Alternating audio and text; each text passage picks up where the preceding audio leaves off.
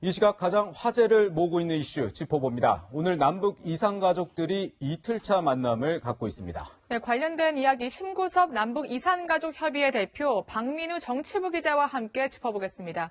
어서 오세요. 안녕하십니까? 네, 어제 무려 60여 년 만에 이산가족들이 다시 만났습니다. 그 안타까운 사연에 많은 분들이 눈시울을 붉히기도 했는데요. 근데 더 안타까운 것은 이번 이산가족 상봉을 잘 보니까 직계가족이 7분밖에 없더라고요, 대표님. 정말 없어요. 네, 그게 문제입니다. 이제 네. 나이 많은 분들 다 돌아가시고, 예. 90세 이상 된 분 이번에 몇 분 만났는데, 네. 이미 그 많은 분들이 돌아갔기 때문에 앞으로 나이 많은 분들이 얼마나 만나게 될지 참 네. 안타까운 일입니다. 네. 아무래도 어제 이제 이산가족 상봉 보면서 상당히 기구한 인연, 사연들 많이 공개가 됐는데요. 첫 번째로 유관식 할아버지의 이야기 들어보겠습니다. 67살이 돼요. 딸이 67살이니까 67년 됐지 와서 고향 떠난 데가 막 소리 있잖아요. 그 통지 오고 그거 보고서 깜짝 놀랐어요. 야, 내 딸이 이제 태어났구나. 정말 가슴이 말이야 그냥 얼마나 그냥 기쁜지 모르겠더라고요. 야, 정말 이게 다 꿈인가 보다. 박민우 기자, 굉장히 좀 안타까웠던 게 이번에 이산가족 상봉을 하면서 딸의 존재를 처음으로 알게 됐다고 그러더라고요. 네, 유관식 할아버지는 6.25 때 헤어진 아내가 예. 임신했다는 사실을 이번에 처음 알게 됐다고. 아, 원래 몰랐던 거네요, 헤어져서. 네. 네, 맞습니다. 이번에 회보서를 통해서 딸의 존재를 처음 알게 됐고, 예. 당시에 그 유관식 할아버지께서는 그 평양 인근에 살고 계셨는데, 예. 1950년 10월에 예. 국군이 평양에 입성하자 치안대를 조직해서 협력을 했다고 합니다. 아, 예, 예. 그런데 다시 12월에 중공군이 내려오면서 네. 어머니께 일주일만 피란을 갔다 오겠다 예. 이렇게 말씀을 드리고 나왔는데 그 이후로 한 번도 아내를 보지 못했습니다. 아, 그 네. 사이에 근데 임신하고 있는 사실은 모르고 피란을 갖다가 이제 영영 이별을 했던 거네요. 네, 그렇습니다. 저렇게 오랜만에 만나서 저렇게 사진도 보면서 같이 이야기도 나누고요. 딸을 처음 본 거니까 얼마나 기쁘셨겠습니까? 근데 앞으로도 계속 볼 수 있으면 좋았을 텐데 이별이 예고된 만남이어서 더욱더 우리 마음을 좀 슬프게 하는 것 같습니다. 이 유관식 할아버지뿐만이 아니라 그 아들을 오랜만에 만난 할머니도 있었는데요. 영상을 통해서 또 살펴보시겠습니다.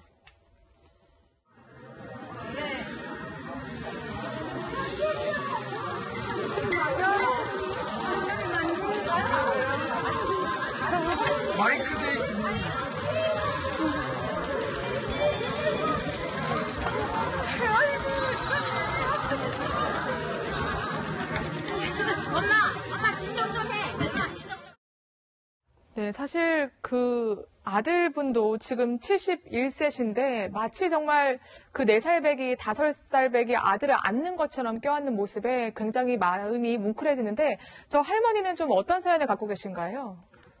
이금섬 할머니께서는 올해로 이제 92세이신데요. 네. 네. 67년 전에 마찬가지로 피란길에서 딸 조순옥 씨만 업고 있었는데 네. 가족과 함께 피란을 가는 길에 남편과 아들과 헤어지게 됐습니다. 예. 손을 놓친 무리가 떨어져 거군요. 나가면서 헤어지게 됐고요. 그때 이후로 한 번도 볼 수 없었는데 이번에 만나게 됐습니다. 어제 저도 저 상봉하는 모습을 보면서 굉장히 많이 울컥했는데요. 네. 보시는 바와 같이 어머니하고 아드님이 굉장히 많이 닮은 모습을 볼 수가 있는데 네. 보자마자 단번에 알아보시더라고요. 예. 달려가서 부둥켜 안는 모습을 보면서 정말 마음이 뭉클했습니다. 예. 네, 또 아들 상철 씨가 이제 어머니에게 사진 한 장을 건네면서 아버지의 모습이다. 이렇게 북한에서 같이 살던 아버지 모습이다. 지금은 어쨌든 만나지는 못했지만 이렇게 아버지 모습을 보여주면서 같이 이야기도 나누고 오열하는 모습을 볼 수가 있었습니다. 네. 그 이제 이산가족 상봉 올해 지금 진행이 되고 있는데 이 이산가족 상봉이 처음 그 시작이 됐던 게 2000년입니다. 2000년 1차 상봉이 있었는데 그 당시 모습도 한번 보고 오겠습니다.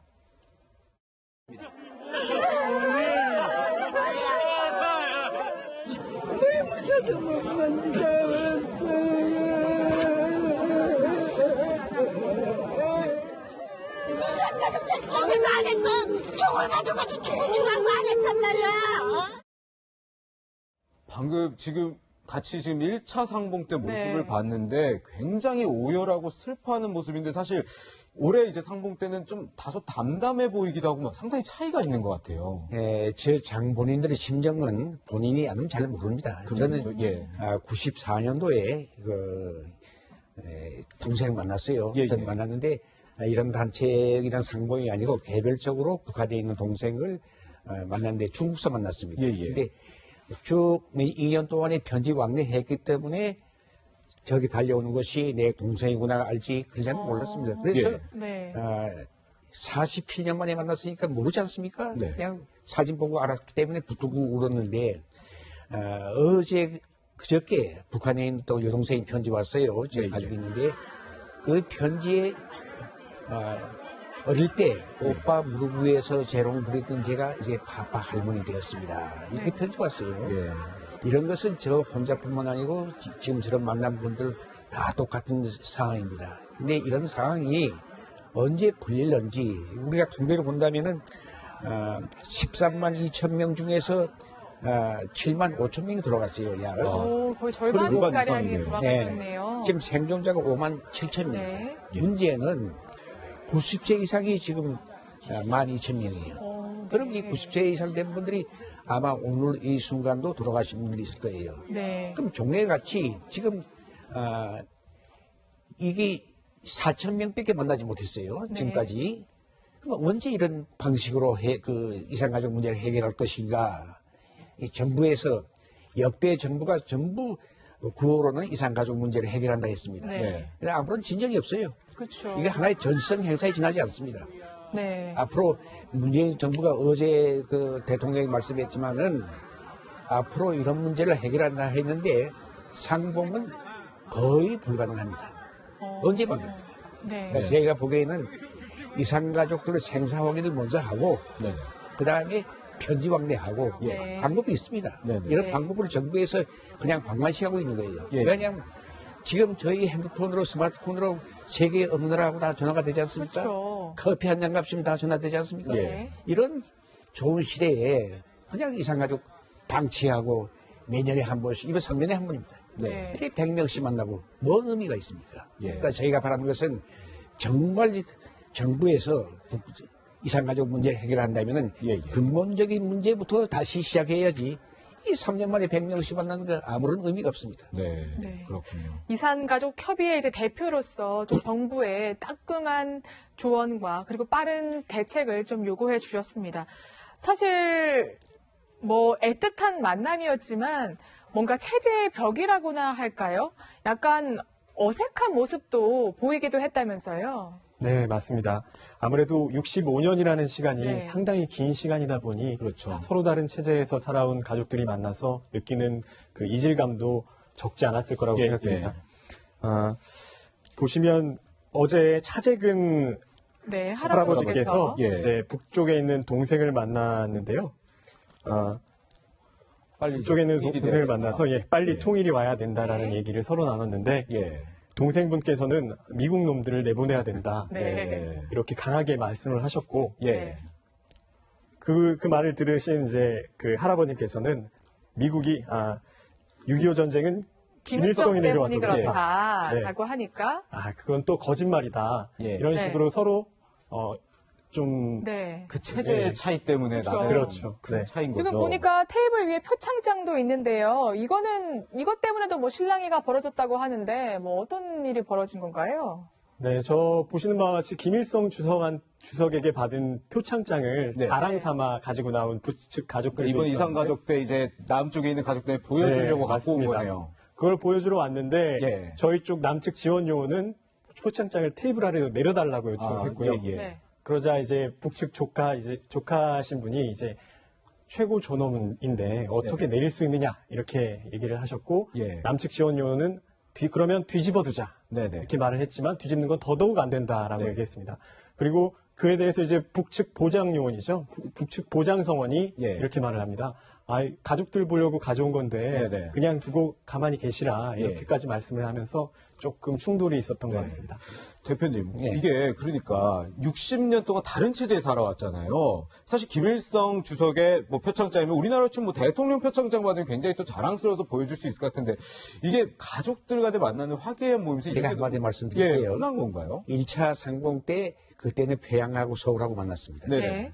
네. 1차 때 고액에서 환영 만찬이 있었어요. 예, 예. 제가 이산가족 대표로서 갔는데 아, 예, 예. 이 드물은 테이블에 북한석 온 분 4분, 네. 또 제가 또 해서 4명은 네. 제 옆에 앉은 분이 이게 훈장, 예. 또 저런 거, 그 네. 표창장, 북한에서 받은 것들. 또 건너편에 앉은 분이 여자분이에요. 네. 박사학위증.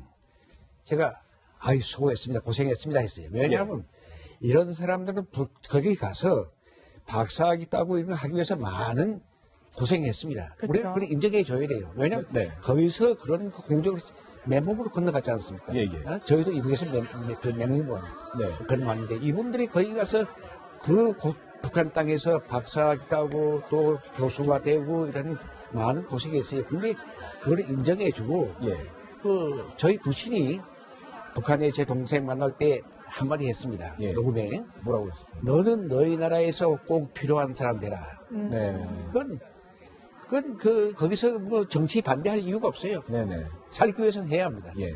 그래서 저는 또 얘기했습니다. 제 동생 보고. 네네. 너는 너희 나라에서 아버지 말씀대로 꼭 필요한 사람 되라. 예, 예. 그건 우리가 인정해 줘야 돼요. 네. 안 그렇습니까? 그렇죠. 예. 네, 그래도 정부에서 뭐 이렇게 하지 말라는 것과 이런 지침도 있지 않나요? 그거는 텔레비 나왔습니다. 밑에다 넣어라 했는데. 네. 그거는 글쎄 좀 생각할 여지가 있습니다. 네. 그분들은 북한 땅에서 고생해서 이 자랑사람 나왔는데 자랑사람 하기 위해 네네.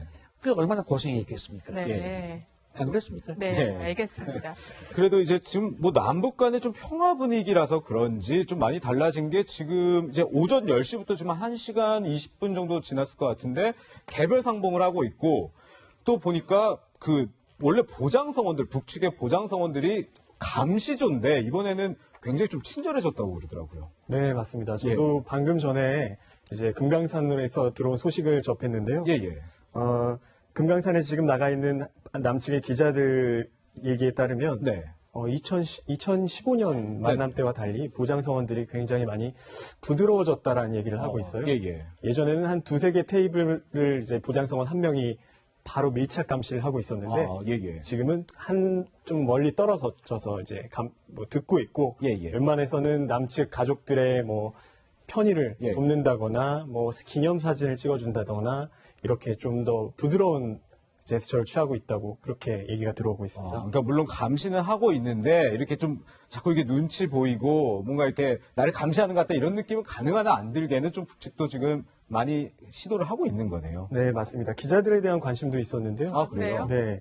기자들에게 이제 금강산 관광 재개에 대해서 예, 어떻게 생각하느냐, 어떻게 돼가고 있느냐. 네네. 이 금강산 관광 재개에 대해서 아주 집중적으로 많은 질문을 했던 그렇군요. 이제 문재인 대통령이 이산가족 상봉을 좀 정례화하자 이렇게 얘기를 했습니다. 더 이상 그 기다림이 길어져서는 안 된다 이렇게 언급을 했는데 대표님께서는 어떤 게 가장 최우선 과제라고 생각하시나요? 다시 한번 말씀해주세요. 네, 그 가족으로서 이산 가족들을 위해서 정부가 가장 먼저 좀 해야 할 일이 좀 무엇이 있을까요?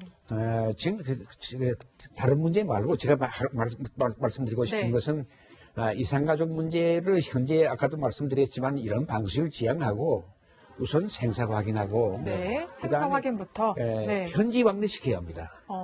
편지라도 일단 주고받게 저는 지금 하자. 이런 데서 말씀드리고 싶은 게 저분들이 갔다 온 분들이 북한 가족인데 예, 예. 정식으로 편지하고 물건 보낼 수 있어요. 그렇죠. 이걸 모르고 있습니다. 네. 왜냐하면 통일부에서 편지 왕래하면은 이 한 번에 한해서 80만 원 지원해 줘요. 네. 근데 대부분 가족들이 몰라요. 근데 음. 그런 문제하고 두 번째는 이번에 그 100명 중에서 전부 못 갔지 않습니까? 네, 맞습니다. 100명을 선정해서 그 중에 몇 분이 병원 때문에 못 간다. 네. 그럼 100명 가는 것도 상당히 어려운데 그렇죠. 후보자를 정해놔서 만약에 그 병 때문에 그 건강 때문에 못 간다 하면은 바로 도청해서 대기자를 좀 한 사람이고 보충시켜라. 두 사람이고 더 만나게 네, 해줘야지. 맞습니다. 그래도 3명, 4명 빠지고 그 정도 그런 문제예요. 그렇죠. 요전급 상봉 때에도 100명이 안 되었습니다. 네, 맞습니다. 앞으로 이런 문제는 지양해서 좀 더 나은 방법으로 해야지. 모르겠습니다. 정부에서 어떻게 하는 건지. 네. 최대한 좀 인원을 많이 늘려달라. 그러니까 100명 중에 사실 아프신 분들 빼고 나면 한 올해도 89명이 맞습니다. 상봉하셨거든요. 그렇기 때문에 그러면 대기자 제도를 이용해서 조금 더 기회를 늘려주면 어떨까 이런 말씀도 해주셨습니다. 네. 이렇게 3년 만에 이산가족 상봉이 열리는 것처럼 북한도 조금씩 변하는 모습을 보이고 있는데요. 이번엔 외국인들에게 그 북한에서 트래킹하는 것을 허용했다고 하는데 한번 관련 영상 보겠습니다. Then it's also the possibility to do hiking in a sort of under pristine area. It's safe for me to say that it's probably one of the most beautiful mountains in the world to come and see easily. I think by the end of all of this, will have left this country having a better understanding of the people of North Korea. And I hope that it's because mountains and nature does that, because out here it's very apolitical. 그렇게 이제 외국 분들이 백두산에서 야영을 하고 트레킹을 좀 즐기더라고요. 이런 좀 많이 달라지는 것 같아요. 네, 지난 4월 이후에 좀 많이 달라진 모습인 것 같습니다. 네네. 지난 4월에 판문점 회담에서 네. 문재인 대통령께서 이런 말씀을 하셨는데요. 예. 오래전부터 이루지 못한 꿈이 있는데 백두산과 개마공원을 트레킹하는 것이다. 예. 김 위원장이 그 소원을 꼭 들어줄 것이라고 믿는다. 네네. 네. 이렇게 말을 한 적이 있죠. 네네. 그렇죠. 네, 그 소원이 이루어질 날이 저 영상을 보니 얼마 멀지 않은 것 같습니다. 그렇네요. 네. 네. 네. 다만 이제 미국 같은 경우는 미국민에 대한 네. 북한 여행을 금지하고 있고 그렇기 때문에 대규모 유치는 불가능하겠지만 네네. 차차 분위기 남북 관계가 좋아지고 북미 관계가 점차 좋아질 경우에는 아무래도 좋은 관광 자원으로 그렇게 개발을 시킬 수 있을 것 같습니다. 네. 다음 정상회담 때는 문재인 대통령이 직접 백두산을 가지 않을까 이런 생각도 들게 됩니다. 오늘 두 분과 함께 귀한 말씀 나눴습니다. 감사합니다. 감사합니다.